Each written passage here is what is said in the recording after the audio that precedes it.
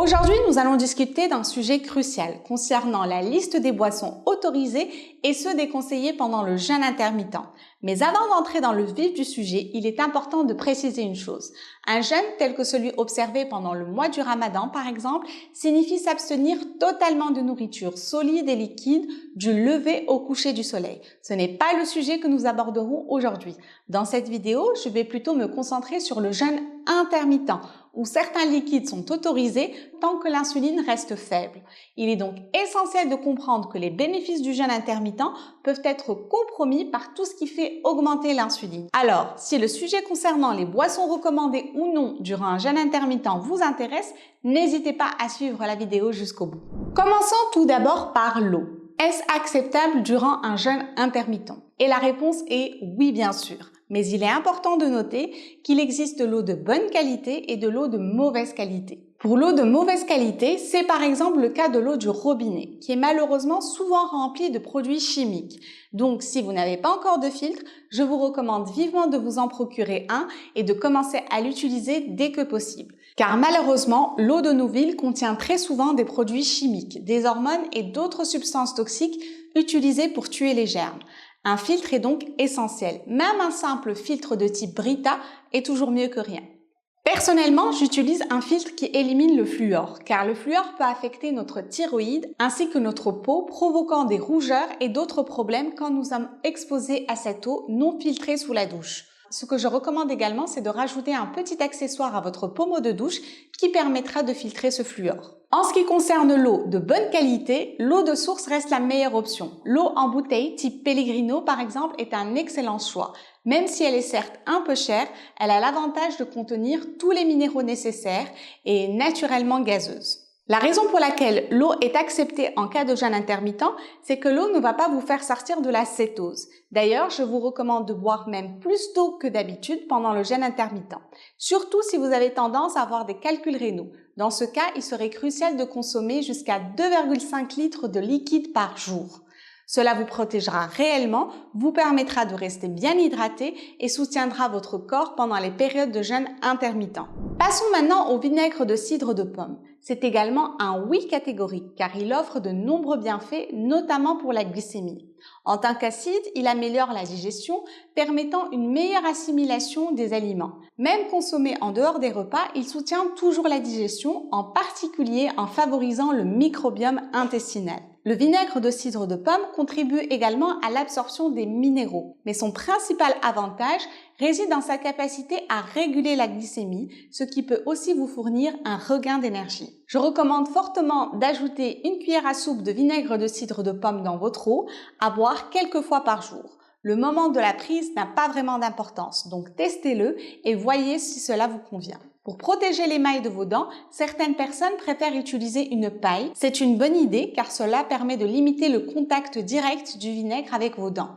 Essayez cette méthode et constatez les bienfaits par vous-même. Alors, que dire du jus de citron dans votre eau? C'est également un grand oui également, car le jus de citron contient des citrates qui aident à inhiber les oxalates, réduisant ainsi le risque de développer des calculs rénaux. De plus, le jus de citron contient de la vitamine C, mais uniquement s'il provient de citron frais. Et ce n'est pas tout, le jus de citron est également bénéfique pour d'autres aspects de votre santé. Il aide le foie, soutient la vésicule biliaire et contient des phytonutriments qui apportent divers avantages. En résumé, le fait d'ajouter du jus de citron frais à votre eau est une excellente idée pour maintenir une bonne santé rénale et soutenir plusieurs fonctions vitales de votre corps. Passons maintenant au soda diététique, au soda light. Pour cela, ça sera un grand non, car les édulcorants artificiels, notamment l'aspartame, ont un impact négatif sur votre microbiome, ce qui peut indirectement perturber vos niveaux d'insuline et conduire à une résistance à l'insuline, pouvant même entraîner une prise de poids. En ce qui concerne le café, lorsqu'il s'agit du café noir sans sucre, ça reste une bonne option qui ne vous causera en général aucun mal. C'est donc un oui pour notre liste. Par contre, il faut faire attention à la quantité de caféine que vous ingérez, car si vous consommez beaucoup de caféine tout au long de la journée, cela peut perturber vos cycles de sommeil, augmenter votre cortisol et ralentir votre perte de poids. Je recommande donc de limiter votre consommation à une tasse le matin en privilégiant le café bio, car les grains de café sont souvent fortement traités avec des pesticides. Le suivant sur la liste est le thé, et celui-ci représente une excellente option à boire pendant le jeûne intermittent, car il renferme divers phytonutriments qui sont bénéfiques pour votre corps. Même après avoir chauffé le thé, ses propriétés restent intactes. Il stimule le métabolisme, agit comme antioxydant, contient des composés anticancéreux, régule la glycémie et possède encore bien d'autres avantages. Je vous recommande vivement de consommer du thé aux herbes, notamment du thé vert, même si d'autres variétés conviendraient également.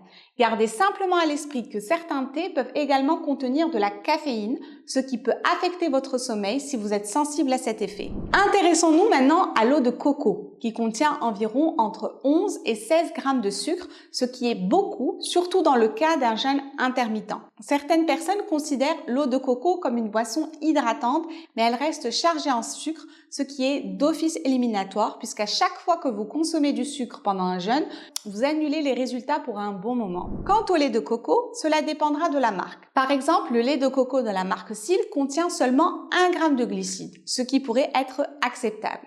Donc pour résumer, l'eau de coco est à proscrire, tandis que le lait de coco pourrait être envisagé dans certaines circonstances. Passons maintenant au prochain sur la liste qui concerne les poudres pré-entraînement que vous pouvez ajouter à votre boisson comme les acides aminés à chaîne ramifiée. Cela, je ne les recommande pas du tout car ils contiennent de la protéine mais ne sont pas des protéines complètes. Ce sont juste des acides aminés. Le fait de les consommer pendant le jeûne intermittent est du coup une mauvaise idée car les acides aminés à chaîne ramifiée vous feront sortir de la cétose, interrompront la combustion de vos graisses et stopperont l'autophagie. D'ailleurs, contrairement à ce que beaucoup pourraient penser, même quand vous vous entraînez, le fait de les prendre avant ou après votre séance de sport n'est pas conseillé, à moins qu'il ne soit simplement des électrolytes sans sucre. Si vous combinez ce régime pauvre en glucides avec le jeûne et l'exercice, vous pousserez vos cétones à un niveau supérieur, vous serez aussi en cétose profonde, ce qui constituera un excellent objectif à atteindre. Parlons maintenant de l'alcool. Peut-être avez-vous entendu parler de certains types d'alcool soi-disant compatibles avec le régime keto. Ceux-ci sont vantés pour leur absence de glucides. Cependant, voici le hic. Même s'ils ne contiennent pas de glucides ou de sucre ajouté, l'alcool en lui-même est toxique pour votre foie, ce qui peut clairement compromettre vos progrès en matière de jeûne, votre capacité à perdre du poids et même votre autophagie. En bref, c'est une mauvaise idée, quelle qu'en soit la quantité. Désolé pour les amateurs. Qu'en est-il du lait? Est-ce compatible avec le jeûne intermittent? Pour celui-là, ce serait également un grand non, car une tasse de lait contient environ 12 grammes de glucides nets, sans aucune fibre, ce qui est bien trop élevé dans le cadre d'un jeûne intermittent. Et enfin, terminons par les électrolytes. Pour eux, ça sera un oui, tant qu'ils ne contiennent pas de sucre ajouté. Ils sont d'ailleurs cruciaux pendant le jeûne intermittent, de même que d'autres nutriments tels que la vitamine B, la vitamine D et les acides gras oméga 3, car il est essentiel de prévenir toute sensation d'étourdissement ou de faiblesse due à un manque de ces nutriments pendant le jeûne intermittent. Voilà, c'est tout pour cette vidéo. Merci beaucoup pour votre attention. Si vous avez apprécié cette vidéo, il y a de fortes chances que vous aimiez également celle-ci, qui traite du jeûne intermittent de manière plus globale. Si vous souhaitez approfondir vos connaissances pour améliorer votre santé et rester en pleine forme, n'hésitez pas à vous abonner et activer les notifications pour être informé à la sortie de chaque nouvelle vidéo.